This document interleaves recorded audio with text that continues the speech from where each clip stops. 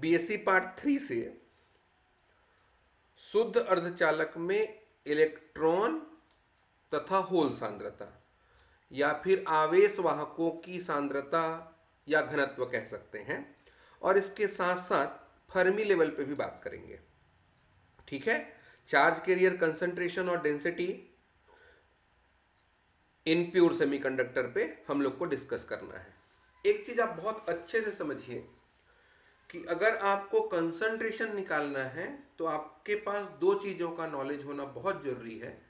एक, ऊर्जा घनत्व का, डीओएस का, डेंसिटी ऑफ स्टेट आपको पता होना चाहिए, और फर्मी डिराक स्टैटिस्टिक का भी पता होना चाहिए, क्योंकि आप इलेक्ट्रॉन की बात कर रहे हैं जिसका जो स्पिन होता है, जिसका जो चक्रण होता है वो हाफ होता है, और ये पाउली एक्सक्लूसिव प्रिंसिपल को, पाउली के अपवर्जन नियम का पालन भी करते हैं। तो क्या क्या जानना है आपको इसको पढ़ने से पहले?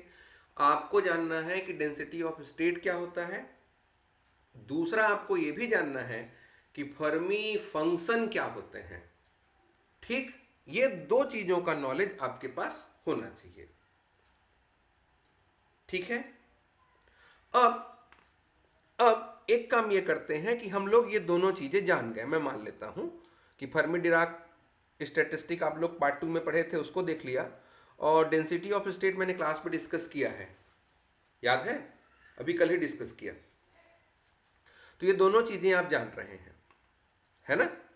इसके बाद पहले हम लोग डिस्कस कर लेते हैं कि कंडक्शन बेंड में इलेक्ट्रॉन कंसंट्रेशन कितना है। इलेक्ट्रॉन कंसंट्रेशन कंडक्शन बेंड में कितना है, इसके लिए हमारे पास दो एनर्जी रेंज ले लेते हैं कंडक्शन बेंड के अंदर। ऊपर वाले बेंड में ना, नीचे वाले बेंड में नहीं, ऊपर वाले बेंड में दो एनर्जी ले लीजिए, ई और ई प्लस डी। और यूनिट वॉल्यूम के लिए नंबर ऑफ फ्री इलेक्ट्रॉन्स अगर निकालें तो आपको ये मिलेगा, D N equals to D E F E D E. ये जो डी ई है इसी को आपने अवस्था घनत्व कहा है, डेंसिटी ऑफ स्टेट कहा है। एफ ई ये फर्मी फंक्शन है। अब सवाल ये कि इस रेंज में ई से ई प्लस डी ई की रेंज में नंबर ऑफ इलेक्ट्रॉन कितने हो सकते हैं, नंबर ऑफ इलेक्ट्रॉन कितने आ सकते हैं। इसके प्रायिकता हम लोगों ने डीएन लिखा है। टोटल स्टेट कितने हैं कंडक्शन बेंड में, ऊर्जा स्तर टोटल कितने हैं जिसमें वो जा सकते हैं, डीई है। फर्मी फंक्शन कितने हैं, एफ ई है। क्या बोल रहा हूं मैं, समझ में आ रहा है? जैसे मैं एक काम ये कहता हूं कि आपके पास एक सिक्का है, ध्यान से सुनिए, आपके पास एक सिक्का है, उस सिक्के को 6 बार टॉस करना है।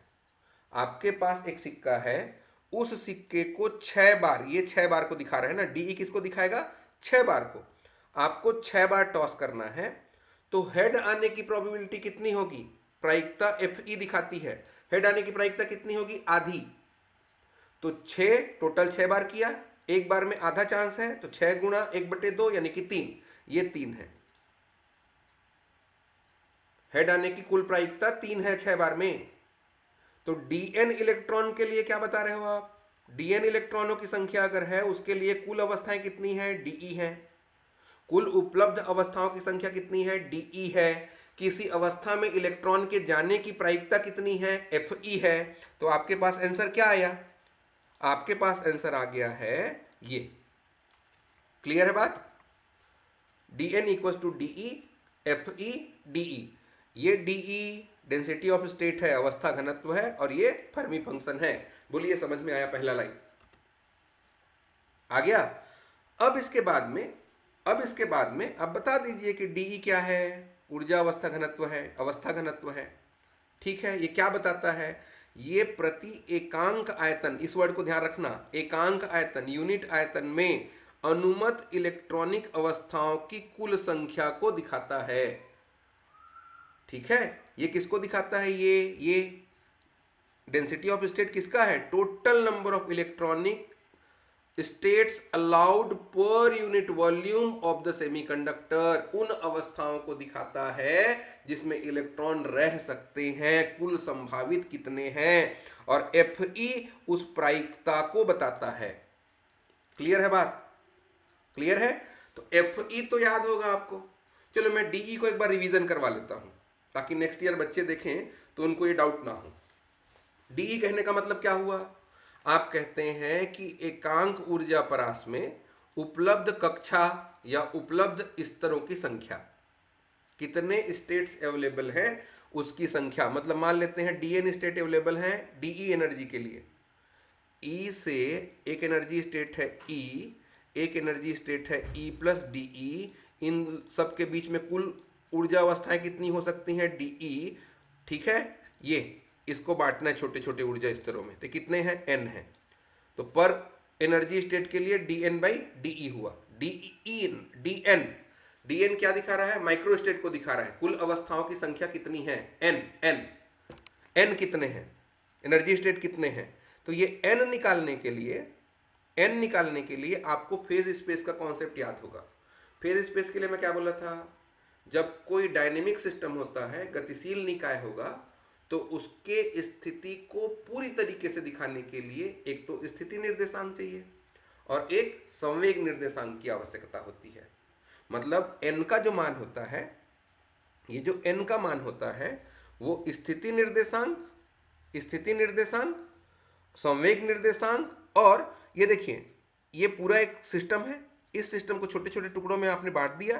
किसी एक सेल की अगर बात करें तो किसी एक सेल का जो वॉल्यूम होता है वो h³ होता है, कोई एक सेल का। तो इसका कुल आयतन कितना हुआ? तो स्थिति सदिश के हिसाब से dx dy और dz और संवेग के हिसाब से dpx dpy और dpz डिवाइडेड बाई h³, किसी एक सेल का आयतन। क्लियर हो गया?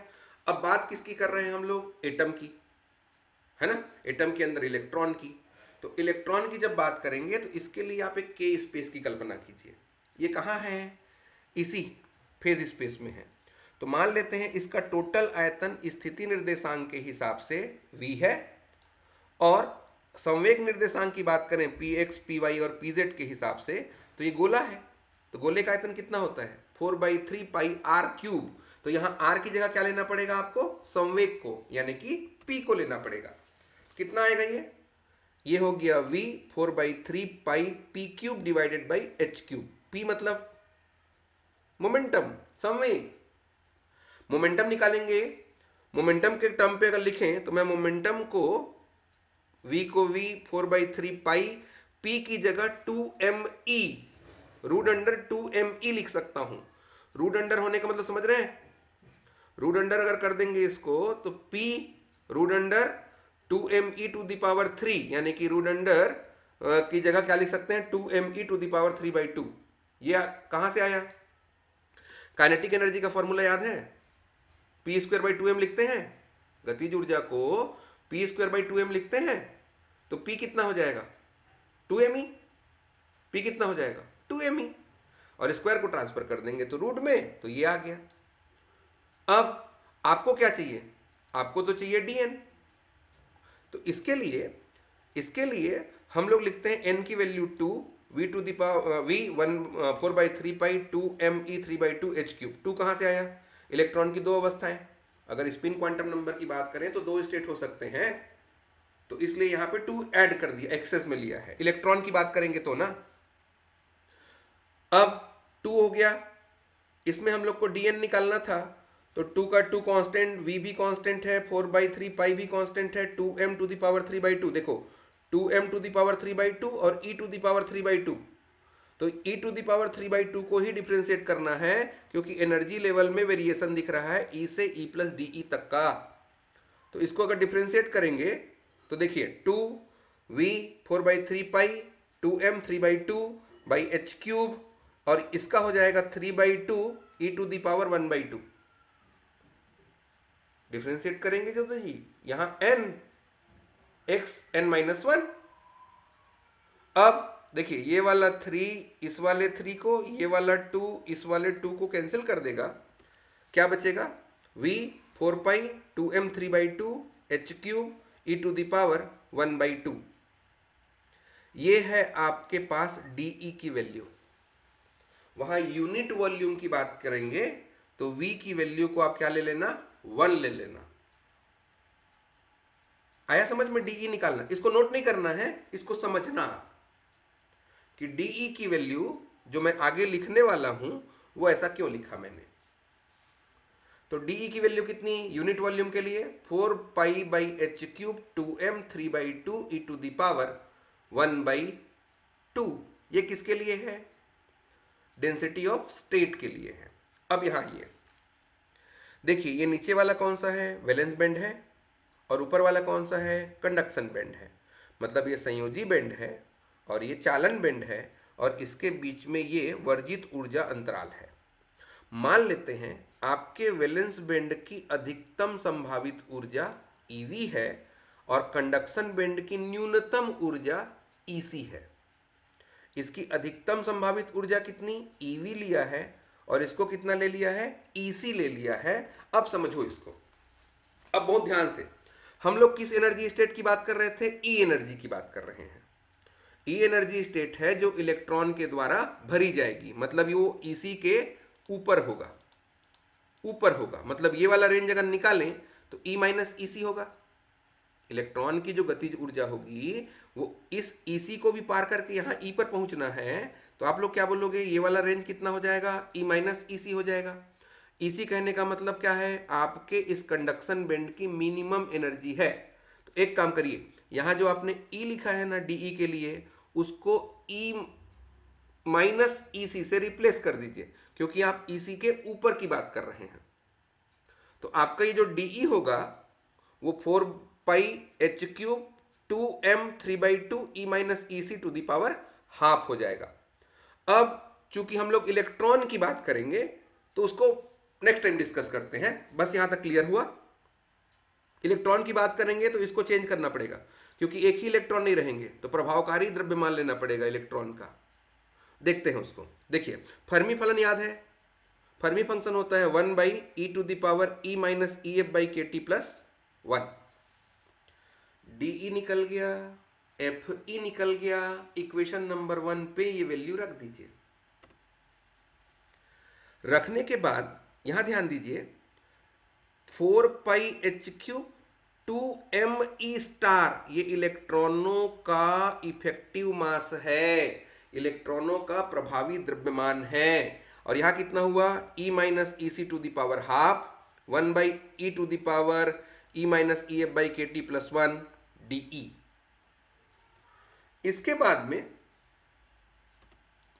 बाद में आप एक काम कीजिएगा, ये जो ईसी है, एनर्जी कहां तक गया है? इस ईसी से शुरू होकर के इसको बहुत ऊपर तक ले सकते हैं, मतलब इनफाइनाइट मान लेते हैं। एक प्रश्न है कि इनफाइनाइट क्यों मानेंगे? भाई कैलकुलेशन को इजी करने के लिए। केवल एक ही जवाब है।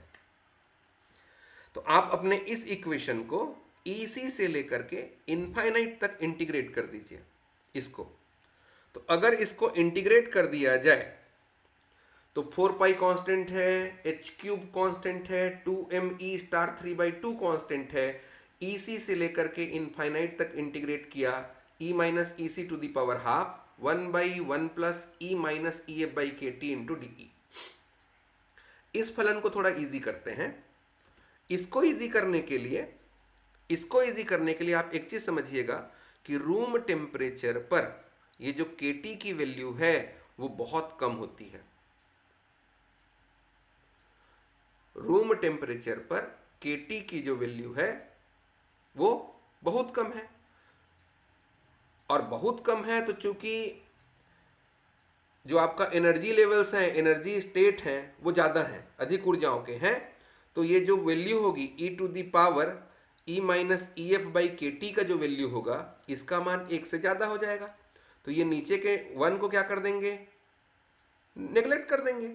चूंकि kT का मान कम है तो e का पावर जो नंबर है उसकी वैल्यू बढ़ गई, तो ज़्यादा वैल्यू है और ये कम वैल्यू है, इसलिए यहाँ 1 plus e to the power EF minus EF/kT को हम लोग इतना मान लिए। और अगर इतना आपने माना तो आपके पास क्या आ जाएगा? देखिए, ये e minus EC to the power half और 1/e to the power EF/kT DE. 1 को नेग्लेक्ट कर दिया। बोलिए, डाउट नहीं है? देख लीजिए, क्लियर है? इसको सॉल्व करके मैं बोल रहा हूं कि इसकी वैल्यू एक से ज्यादा है, इसलिए एक को नेग्लेक्ट कर देंगे और फिर इसको ऊपर ले जाना है। 4πh³ 2me स्टार 3/2, इसी रेंज से लेकर के इनफाइनाइट तक इसको इंटीग्रेट किया, e minus E C to the power half, ये डिनोमिनेटर से न्यूमरेटर पे गया तो e to the power minus E minus E F by के टी डी ई हो जाएगा।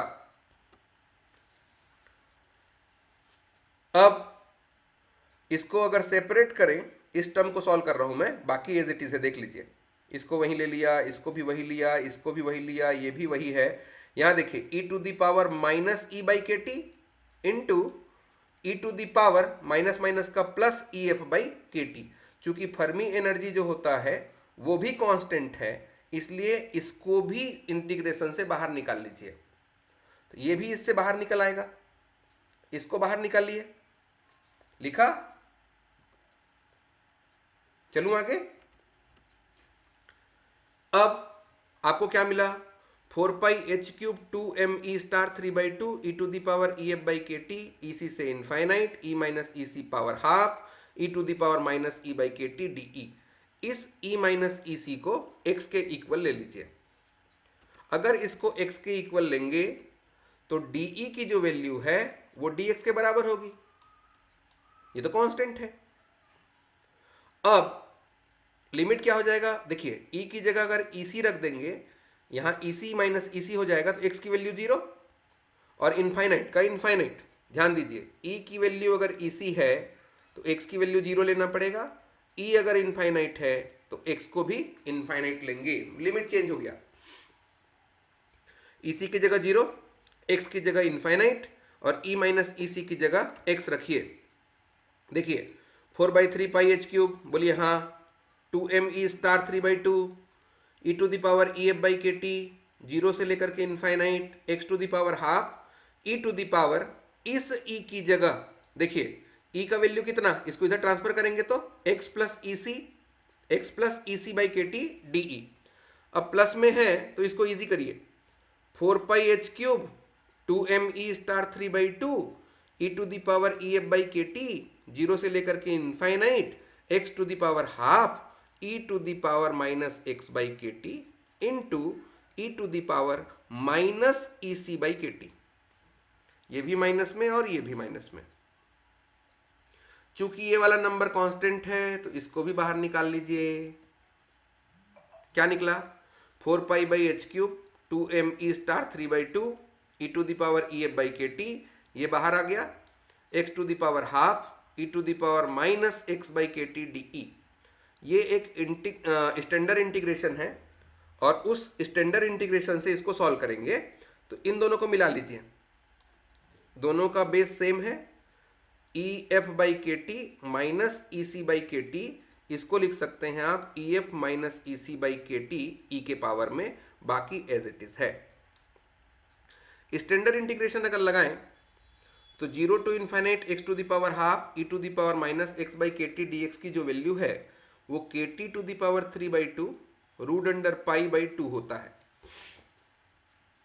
इस पूरे फंक्शन का 0 से इनफाइनाइट तक का अगर आप इंटीग्रेशन देखें तो ये आता है, मतलब इसकी जगह इसको सब्स्टिट्यूट करिए, लिखिए 4π/h³ 2me star 3/2 e to the power E F minus E C by के T to the power 3/2 root under π/2।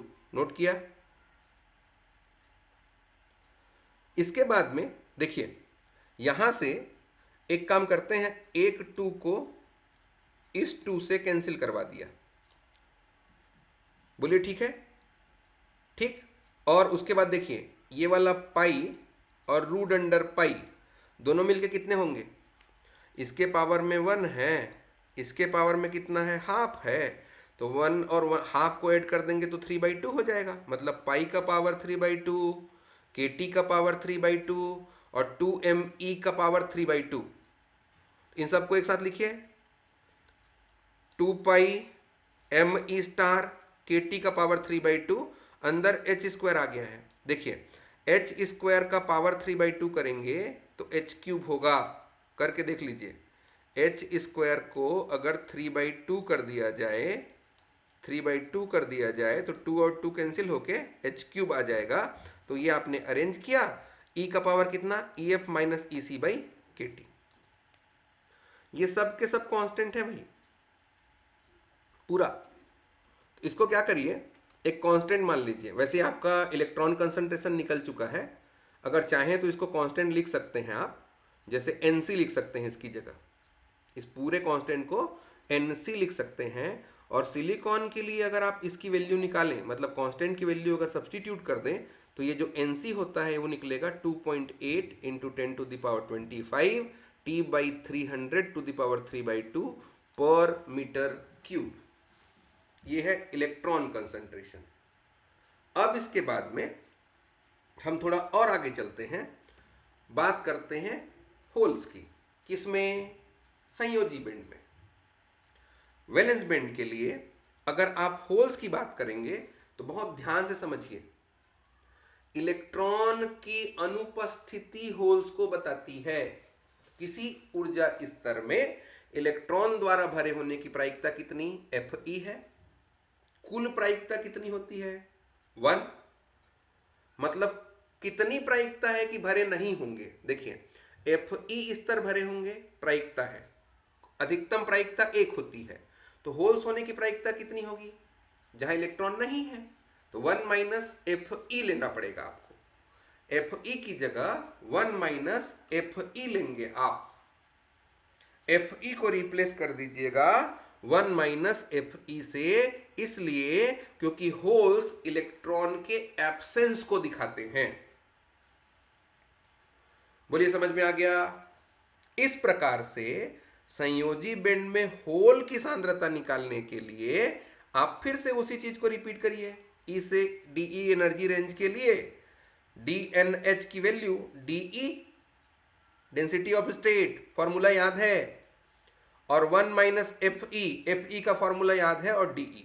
ये है आपका नेक्स्ट इक्वेशन होल्स कंसंट्रेशन के लिए। अगर आपने इलेक्ट्रॉन कंसंट्रेशन को एक बार अच्छे से रिवाइज कर दिया ना, तो मैं श्योर हूं आपसे ये बनेगा, क्योंकि मैं इसमें कुछ नहीं करने वाला, केवल Fe को 1 माइनस Fe लिखा है। 1 मैक्सिमम प्रोबेबिलिटी है, Fe इलेक्ट्रॉन की प्रोबेबिलिटी है, तो 1 माइनस Fe होल्स की होगी, क्योंकि होल्स इलेक्ट्रॉन के एब्सेंट को दिखाता है। आया। इस हिसाब से आप 1 माइनस Fe की अगर वैल्यू देखना चाहें तो 1/1 plus E to the power EF minus KT, LCM ले लीजिए 1 plus E to the power EF minus KT का। इसको सॉल्व करेंगे तो ये वाला 1 ये वाले 1 से कैंसिल हो जाएगा, ऊपर चला जाएगा ना, कैंसिल होगा। अब देखिए, चूंकि EF का जो मान है, ध्यान देना, चूंकि EF का जो मान है वो E से ज्यादा है। नीचे रहता है संयोजी बेंड, ऊपर है E, तो उस केस में क्या, उस केस में आपका कहना है कि ये जो नंबर है E का पावर वो नेगेटिव पावर में, नेगेटिव पावर में मतलब इसका वैल्यू 1 से कम होगा। 1 से कम होगा मतलब इसको क्या करेंगे हम लोग, नेग्लेक्ट कर देंगे, तो आपको मिलेगा, आपको क्या मिल जाएगा, अगर E is less than EF है तो आप क्या कर लीजिए, ये वाले टर्म को नेग्लेक्ट कर देंगे, तो क्या आएगा आपके पास, E to the power E minus EF by KT divided by 1, divided by 1 मतलब वही नंबर। अब अपने इक्वेशन पे, इक्वेशन 6 पे जाइए और एक काम करिए, जो E आप लिखने वाले थे डेंसिटी ऑफ स्टेट में, उसकी जगह EV माइनस E रखेंगे। पूछो क्यों, क्योंकि देखिए जब आपने संयोजी बेंड बनाया था तो आपने कहा इसकी जो मैक्सिमम एनर्जी है उसको मैं EV लूंगा, उच्च ऊर्जा को, तो EV माइनस E लेना पड़ेगा आपको। ठीक, यहां से E एनर्जी लेवल से इलेक्ट्रॉन गए होंगे ना बाबा, यहां से, तो ये डिफरेंस कितने का है, EV माइनस E का, तो अपने DE वाले फॉर्मूले में E की जगह EV माइनस E रखना। रखूं, चलिए, ये DE है। MH के बारे में आप जानते हैं कि ये होल्स के प्रभावकारी द्रव्यमान है, और इसका लिमिट कहां से कहां तक होगा, कहां से कहां तक लेंगे इसको, ई की वैल्यू को माइनस इनफाइनाइट लेना। माइनस इनफाइनाइट मतलब संयोजी बैंड के नीचे, तो जब ऊपर के लिए इनफाइनाइट प्लस में लिए थे तो नीचे के लिए माइनस ले लिए हैं कैलकुलेशन इजी करने के लिए। और ई की जगह क्या ले लेना, ईवी। तो चलिए अपने इक्वेशन को इंटीग्रेट करिए। तो 4 pi H cube 2 mh star 3/2 constant है, इनफाइनाइट टू ईवी है, ईवी माइनस ई बाई की पावर 1/2 और E to the power E minus E F by के T D E. 1 minus F E की value अभी अभी कैलकुलेट किए हैं। अब फिर से वही ब्रेक करिए, इसको तोड़िए इसको। अगर तोड़ते हैं तो ये as it is 4 pi H cube 2m star H 3/2 minus infinite EV, EV minus E to the power 1/2 E का पावर ई बाई के टी इंटू ई का power minus E F by के टी। ये constant है इसलिए इसको बाहर निकालिए। बाहर निकाल दिया, अंदर क्या बचा, EV minus E to the power half E के पावर में ई बाई के टी डी ई। बाकी एज इट इज ना, 4 पाई का बाई एच क्यूब तो वहीच रहेगा, 2m h स्टार वहीच रहेगा, 3/2 पावर में रहेगा। अब जैसे वहां किए थे सेम काम यहां करिए कि ईवी माइनस ई को x ले लेते हैं, तो माइनस डी ई कितना हो जाएगा, माइनस डी एक्स हो जाएगा। अब ई की वैल्यू माइनस इनफाइनाइट, एक्स की वैल्यू इनफाइनाइट। ई की वैल्यू अगर ईवी ले लें तो एक्स की वैल्यू 0। क्या आएगा, यहां आपको मिला, देखिए बाकी सेम है, 4 pi by h cube 2m h star 3/2 E to the power minus E F by के T infinite to 0 x to the power half E to the power EV plus 6। क्या करूं, माइनस एक्स करना पड़ेगा जी, इसको minus x करना पड़ेगा, गलत है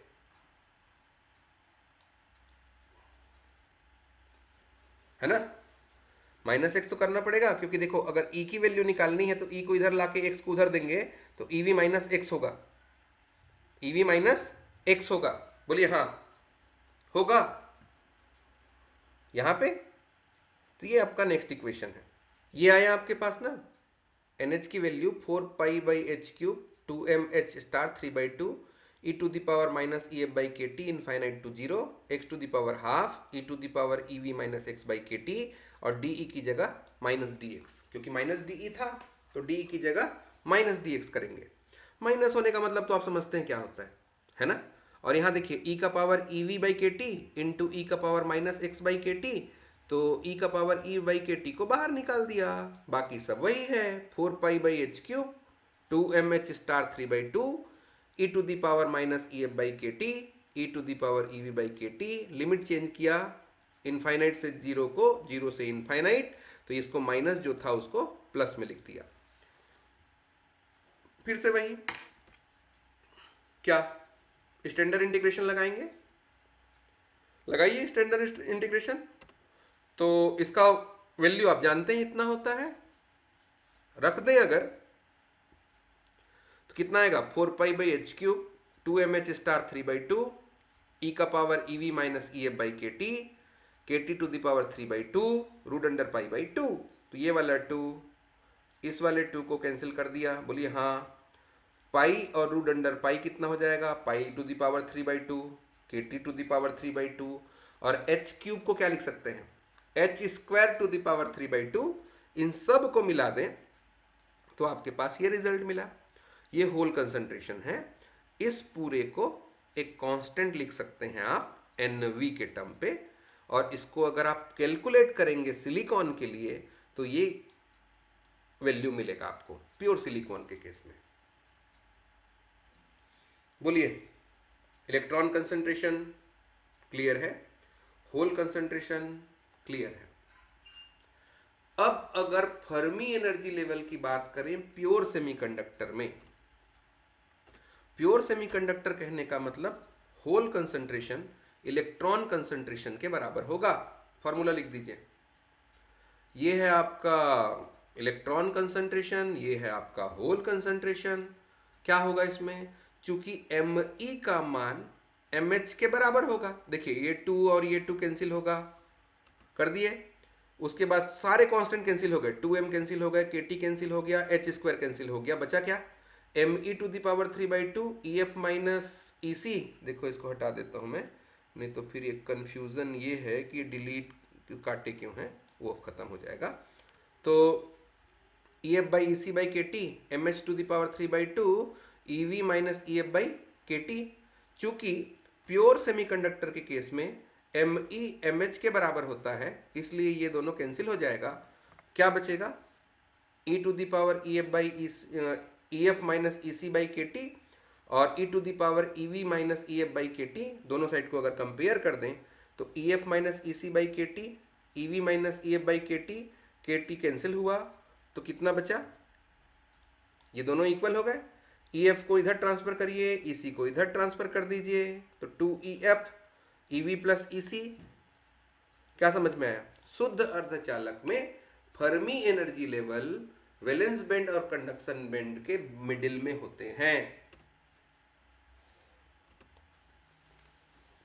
ठीक है, बीचों बीच होगा, मतलब वैलेंस बैंड के ऊपर वाले हिस्से से कंडक्शन बैंड के नीचे तली के दोनों के बीच का हिस्सा, मतलब वर्जित ऊर्जा अंतराल के बिल्कुल बीचों बीच होता है Fermi energy level pure semiconductor में। अब इसी चीज को अगर अशुद्ध की बात करें, इम्प्योर की बात करें, तो आप कैलकुलेशन तो यहीं से स्टार्ट करना। ये मत सोचना कि Ne और NH को ग्रेटर लेना है, आप कैलकुलेशन नॉर्मली यहीं से शुरू करो।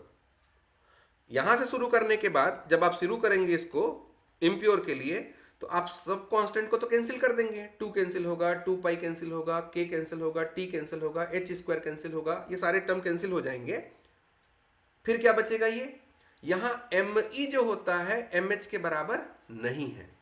तो जब बराबर नहीं है ये, तो क्या करेंगे आप, ट्रांसफर करेंगे। तो e minus ef minus ec by के T divided by e to the power ev minus ef by के टी, इसको इधर ट्रांसफर कर देंगे तो mh स्टार 3/2 me स्टार 3/2 आएगा। अब चूंकि डिवाइड है तो इनके जो पावर होते हैं वो माइनस होंगे, तो ef minus ec minus ev plus ef by के टी इक्वल ही आ गया, आया। अब उसके बाद अगर e को ट्रांसफर कर दें इधर तो लॉग हो जाएगा, इधर इसको ट्रांसफर करेंगे तो लॉग नहीं हो जाएगा जी, e क्या बचेगा, 2f minus ec minus ev by के T equal to log mh by me to the power 3/2। अब के टी को इधर ट्रांसफर कर दीजिए, के टी को अगर ट्रांसफर करें, के टी को ट्रांसफर करें अगर, तो 2ef minus ec minus ev equal to 3/2 K T log mh by me to the power 3/2, भूलना नहीं, नहीं सॉरी, अरे पावर 3/2 को तो सामने लिख दिया जी, करेक्ट करेक्ट गलती हो गई थी। mh का पावर 3/2, me का पावर 3/2, होल का पावर 3/2, तो पावर लॉग के सामने आ जाता है, लॉगरिथम में जो एक्सपोनेंट होते हैं वो सामने आ जाते हैं, तो ये 3/2 सामने आ गया। 2ef minus ec minus ev equal to 3/2 K T log mh by me star. अब इन दोनों को ट्रांसफर कर देंगे तो ये निकल के आएगा, 2 को ट्रांसफर करेंगे तो ef equal to ec plus ev by 2 और 3/4 के टी लॉग इतना। मतलब ये हिस्सा किसके लिए है, बीचों बीच रहता तो उसमें इतना एक्स्ट्रा है, मतलब अशुद्ध अर्धचालक में जो फर्मी लेवल होते हैं वो बिल्कुल मिडिल पे नहीं रहेंगे, बल्कि थोड़े से ऊपर उठ जाएंगे। ये है आपका Fermi level in pure semiconductor, impure semiconductor, electron concentration, hole concentration, ये पूरा एक्सप्लेनेशन है। अच्छे से देखिए, नोट करिए, दोबारा देखिए, और फिर भी अगर डाउट है तो इसको क्लास में डिस्कस करेंगे।